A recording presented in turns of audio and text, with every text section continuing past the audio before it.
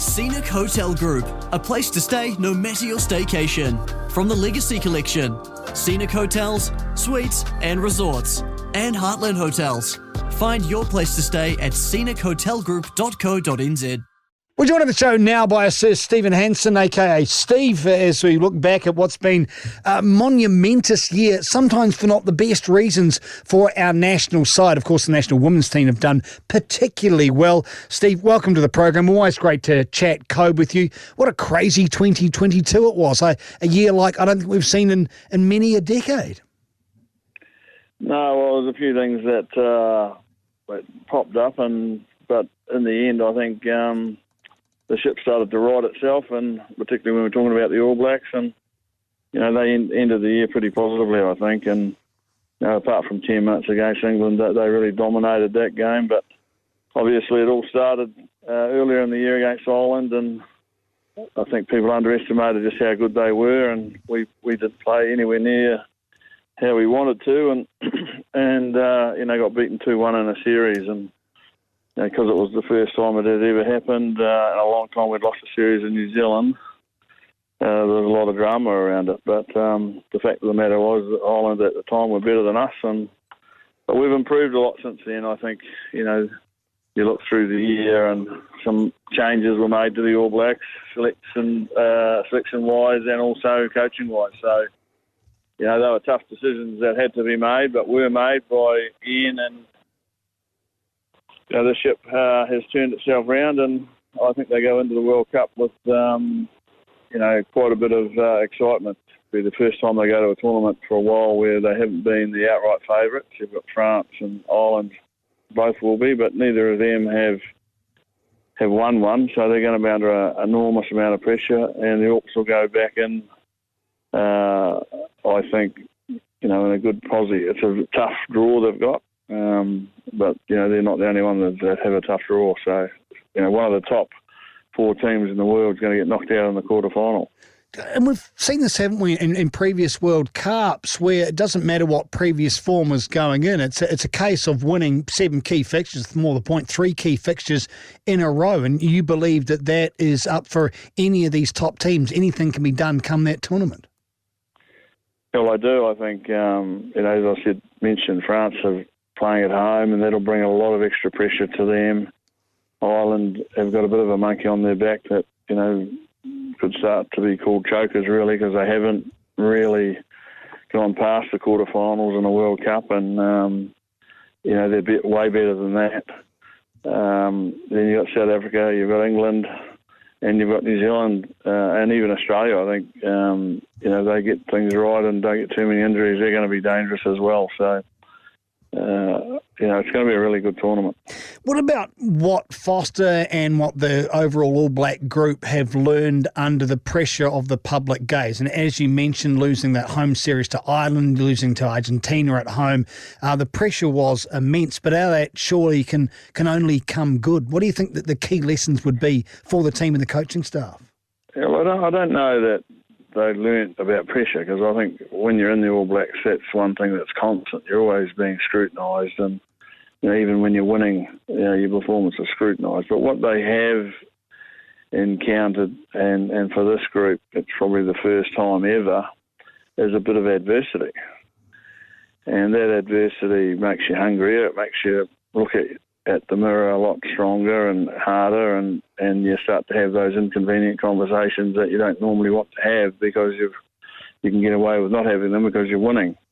But when things are happening like they were, they've had to really strip the whole thing back and have some really uncomfortable conversations. And we've seen some of the changes that have come out of those conversations, but we've also seen the players take some ownership, and the coaching group take some ownership. So, I think they'll be quietly happy, satisfied. You're never happy when you're in the All Blacks, but they'll be satisfied that they've made the progress they need to be going into this next block and then into the World Cup. That's an interesting statement, Steve. You're never happy when you're in the All Blacks. That's just the nature of what you're dealing with. Well, that's just the way it is, because external pressures make you feel like that, and to deal with the external pressures, the internal pressures have to be higher too. So that's just the world you live in. There's an expectation that you just keep getting better and you don't lose and you play well. So there's not many teams have that amount of pressure put on them all the time. Other rugby nations are allowed to lose from time to time, but the All Blacks aren't, and that's why they've become such a great team over so long a time. And there's going to be times when they dip, but as I said, I think they'd be satisfied where they got to at the end of 2022. And apart from that last 10 minutes against England, which was really frustrating, they really dominated that game. Do you look at some of the low points, but also some of the high points, especially under Foster when the team came back and won in South Africa, which nobody, I'm sure, except them saw coming? That says a lot about what this team and how deep this team can dig if necessary. Yeah, well, that's right. They're learning to have to dig that deep, and that's what I'm sort of saying when you're talking about adversity. Puts you to back to the wall. There's nowhere to go. So what happens next? You either fade away and drift off into the distance, or you stand up and be counted. And they all stood up and were counted, and then put in a performance that all of New Zealand was really proud of. And like it or not, that was led by Foz, and the players were totally in behind them. And when you've got the players behind you, you can deal with that adversity and you can come back. We've got a captain in Sam Cane that has also been under a lot of pressure. Unfortunately, didn't quite end the season how we'd like to do. What do you think about his prospects coming up and how he handled himself and his team throughout 2022? Well, I thought he handled himself extremely well. Difficult situation. Both he and Fozzie were put under the most pressure of anybody. And when the team's not playing any good, it's the coach's fault and the captain's fault. And then everyone starts scrutinising how badly, the captain's playing. And we had the same thing with Richie at times. And, you think back to 2011. Sorry, not 2011, 2007. And, he was the worst captain we've ever had. But he grew from that. And he came through and became the only rugby player to lift the World Cup as a captain 2 times. So, a marvellous player. So we've now got Sam under quite a bit of pressure, and he'll be more aware of that than anybody else probably. But what hasn't helped Sam is he's had a bad run of injuries, and he hasn't had the ability to get on the park and play not only for the All Blacks but for Super Rugby. If you look back at the last 2 to 2.5 years, he's suffered from injuries. So they'll have to make some decisions around him, and let's hope he gets a really good crack at Super Rugby this year and comes through that well, and then they can make decisions based on what's happening. Out of the changes playing-wise and position-wise and some of the newer players coming through, where are the biggest positives, do you think? We're talking with Sir Steve Hansen about the 2022 All Black year. I think the biggest positive is Geordie Barrett at second 5'8". I think he's the man we've been looking for quite some time to fill in that slot. He's big, he's strong, he's fast, he's got a great passing game, wonderful kicker of the ball. Defensively, he loves to get in amongst it and make the big hits, and he's got the size that, to do it for you. He's a wonderful communicator, and both the 10s, whomever's playing, is going to benefit when they have a good 12 outside them who's prepared to communicate. And he's also a player that, right, if there's nothing on, I just give it to Geordie and you card it. Like back in the day with Ma and Sonny sometimes, just give them the ball and they'll card it up and let us restart. And he gives us that option too because he's such a big athlete. Yeah, he's enormous. It blew me away when I first saw him in the flesh. I thought, what, really? And you're playing out there in the back line? So Steve Hansen joins the program. With the All Blacks and the World Cup next year, where do you think the direction of the game is going? Because it has changed a lot over the year. There's been a number of coaching changes internationally too. Where do you think the game is going to be, the crux of the game is going to be in 2023? If you can look into your crystal ball, Steve, where's it going?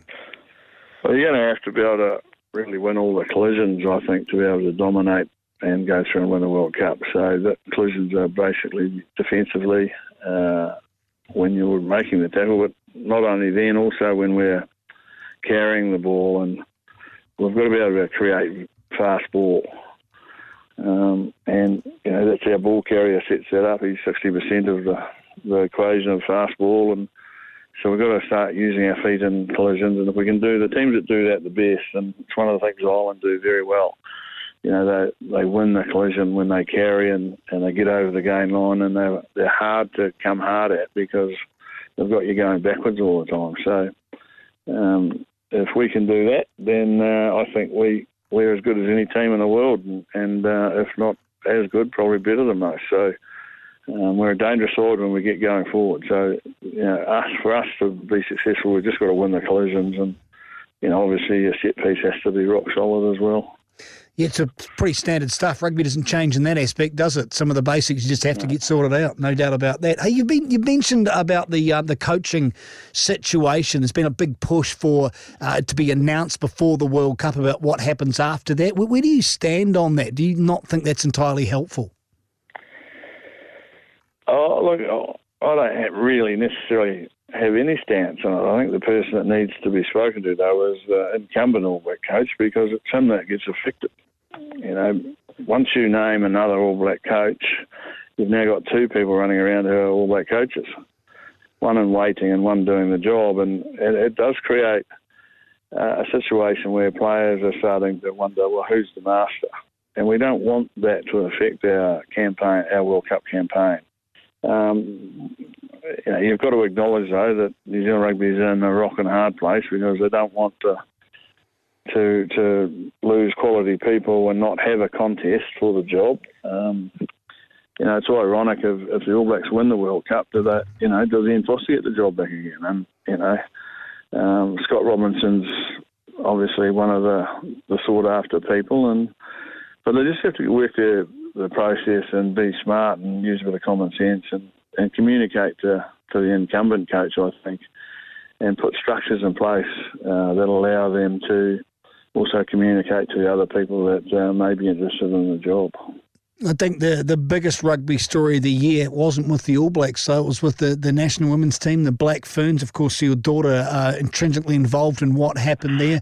How enormous for the game, having the way the ladies played and the way people turned up for that. It's just been magic, hasn't it, Steve?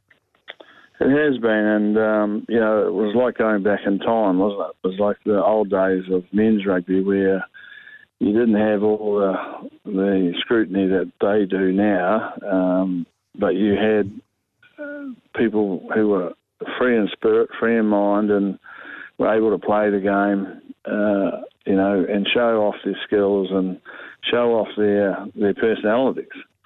The men's game has been damaged a bit in that way because of how people react when men do it, but somehow the women have been allowed to do it, and I think it's great. Seeing the crowd at Eden Park for the final was wonderful.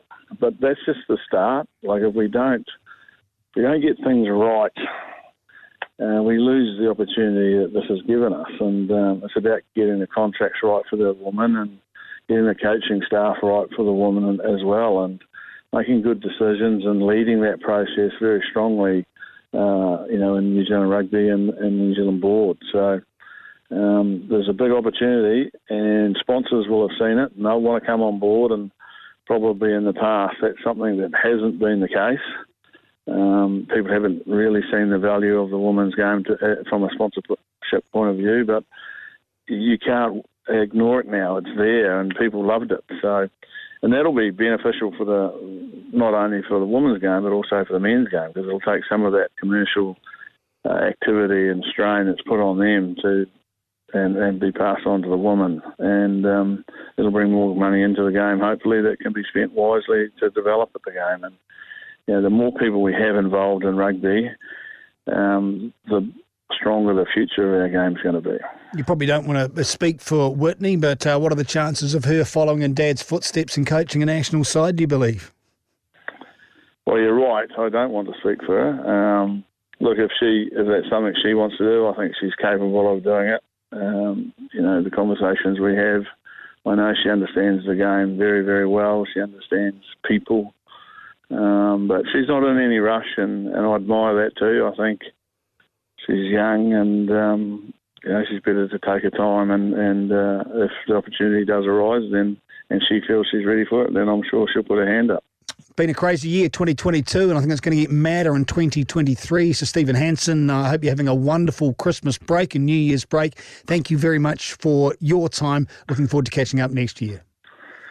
Yeah, thank you, and sending Happy New Year wishes to everybody out there, and be kind to each other, look after each other, and keep supporting the rugby. It's a great game, and I think 23 is going to be really exciting for New Zealand. I think,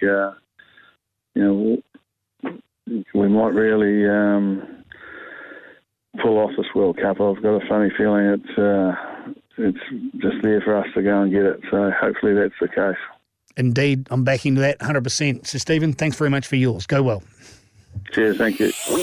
Weekend Sport.